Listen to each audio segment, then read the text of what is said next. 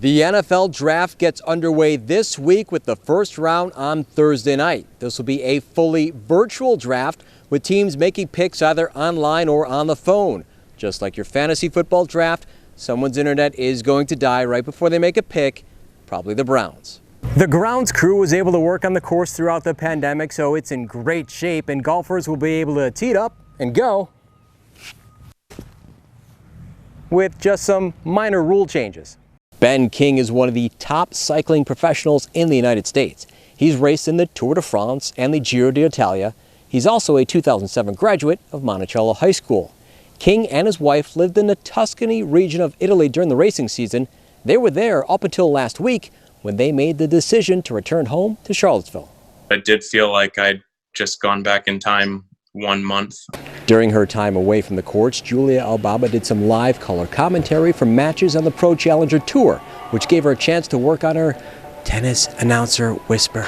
Yeah, so that's something I have to work on, keeping a low voice. The last team to play a game on grounds was the UVA baseball team. The Cavaliers beat UMass Lowell 4-3 on the morning of March 11th. That was almost 3 months ago. It'll still be a few more before the games can hopefully get started again, but just because there are no games doesn't mean the fields are quiet. In a long-awaited season opener, the Virginia football team picked up a win against Duke here at Scott Stadium on Saturday. The Blue Devils were the 5th different opponent the Hoos had scheduled for their first game of the season. The first 4 were canceled or postponed.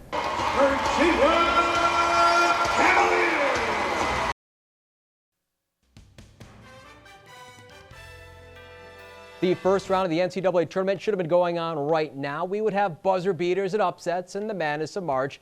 Instead, we all have a busted bracket. But let's take some time and honor some of the unsung heroes of basketball, both college and high school, as part of what makes the game so great. You see them at every game. They're not the star players or always the first guy off the bench. In fact, they may not even get in the game at all. But right before tip-off, they are the one everyone is watching. It's the guy or girl who gives out the high fives and handshakes during player introductions before the start of the game. But there's got to be a better and more concise and more universal name for that role, right? I don't think so. Yeah, I don't think there is. I guess like the handshake guy, I don't know. Teams all seem to have their own name. We just call it our handshakes, you know. I guess hype up man. They call me like the handshake man. But there was one suggestion they all mostly liked. Hype man. Hype man. You know what I mean? Yeah, the hype man, yeah. Yeah, we can go with hype man, yeah. Okay, so if we go with hype man. I like being the handshake man. Or handshake man, how do teams determine who gets the job? I actually did it myself. I just want to motivate my players. Last year I wasn't starting on varsity, so I initially just was like, hey, I'll do it. And this year I got injured in the beginning of the season, so I was like, you know what, let me do it again. It was just the first game and no one's out there, so I was like, I guess I'll do it then. Oh, I wanted to be it. I'm like, hey, can I do this? Like, okay, whatever, we don't care. But they all care about looking cool. In the beginning of the season, we always look at NBA handshakes and be like, oh, what's the cool ones? Josh, we go LeBron. LeBron's my favorite player. We both do it like this, so like, yeah. We go 1, 2, 1, 2, 1, 2, 1, and then 2. We have to get the whole Baba bam up shoulder tap. And there is pressure to get it right. Jay's is probably not one of the more difficult ones, but like he does like a 1-2 with his hands. I always end up messing up because I forget which hand comes first. When we mess it up, it's real funny because we try to. I don't want the players getting real nervous before the game, you know. So if you laugh it off, have a good time, you know. And if the hype man gets a chance to start, look out. I'm gonna go crazy on my handshake. I get one of these my whole life. I'm definitely gonna do something real complicated. Something real cool, and yeah, if I get to be in the starting lineup, yeah, I'm gonna make sure it's awesome. Of course, the sports world has experienced unprecedented change over the last week. It remains to be seen what the future holds for the hype man or the handshake man in a time of social distancing. For all today's sports stories, check out the sports page at NBC29.com.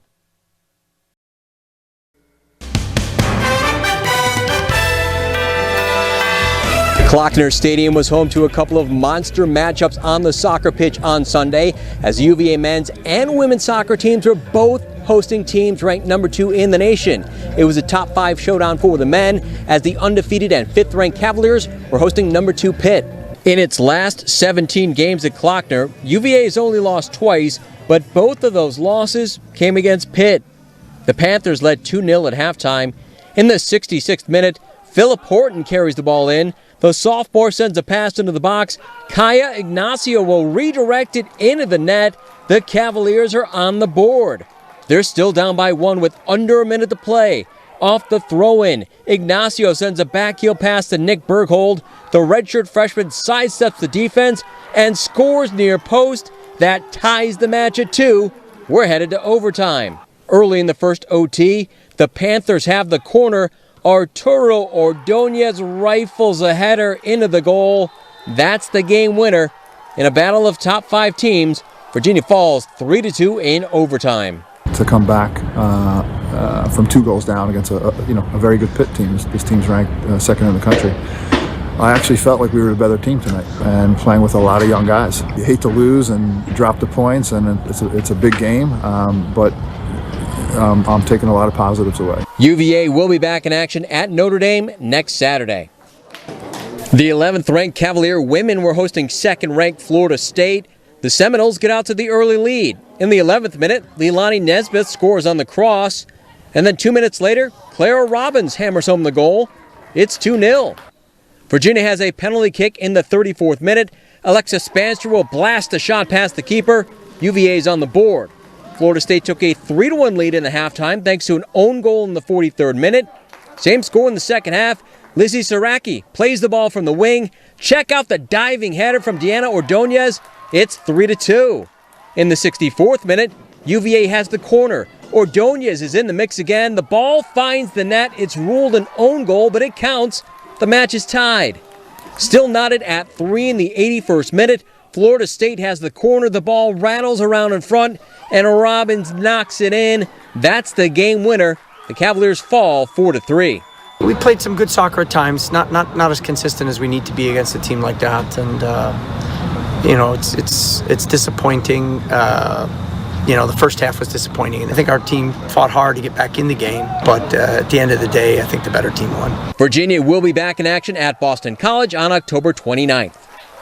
The Virginia football team lost its 3rd game in a row on Saturday as the Cavaliers fell 40-23 at Wake Forest. Virginia dropped to 1-3 on the season. The Wahoos were playing without starting quarterback Brennan Armstrong, who missed the game due to a concussion. Former Woodbury 4-star Lyndall Stone made his first career start at QB, while Keaton Thompson and Ira Armstead were both subbed in liberally. Stone had the most pass attempts and yards. Armstead went 1 for 3 through the air and also ran for a touchdown. Thompson did not attempt a pass, but he led the team in rushing with 10 carries for 71 yards. The transfer from Mississippi State says the constant substitutions were not an issue. With those few plays that we did have, if anything, it's probably simpler. I mean, we play quarterback, so we know the playbook and, are used to having to know everything. But when you break it down and we want to have, a certain section of the playbook or a certain amount of plays, I feel like it's even easier. All plays that were scripted and all plays that are in or our possibilities weren't called. So, and they're different types of runners. So, and that doesn't mean that there weren't pass plays and there aren't pass plays for either or both. But 7 yards of rush is pretty good, so it seems to be effective. Virginia will be back in action next Saturday at Miami. Kickoff is set for 8 o'clock. The Virginia Tech football team has moved up 3 spots to number 20 in the rankings after beating Boston College 40-14 under the lights at Lane Stadium. The Hokies rushed for a season-high 350 yards in the win.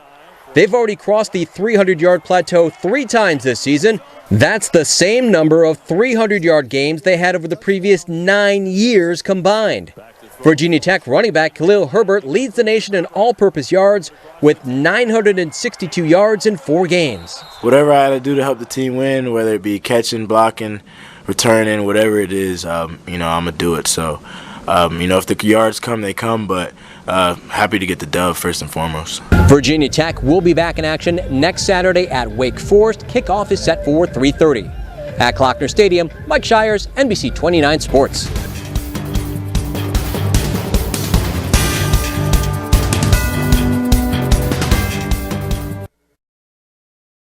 The Virginia football team earned its third win in a row on Saturday night here at Scott Stadium as the Cavaliers put a double nickel on the scoreboard against Abilene Christian.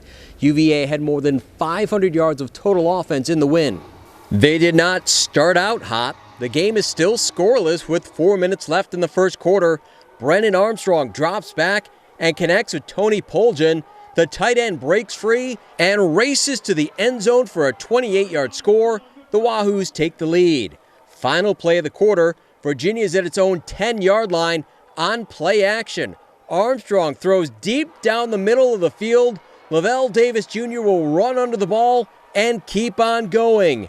90 yards on the touchdown. UVA leads 14-0 after one. In the second quarter, Shane Simpson caps off a 14-play drive with a 1-yard touchdown. It's 21-zip. After the Wildcats get on the board with 30 seconds left, on the final play of the half, Simpson will bull his way in for another score. It was 28-7 at the break. Moving to the third, Armstrong flips the ball forward to Keaton Thompson. That counts as a pass, and when Thompson spins through the defense and runs 56 yards to the end zone, it's a touchdown pass. Virginia leads 35-7.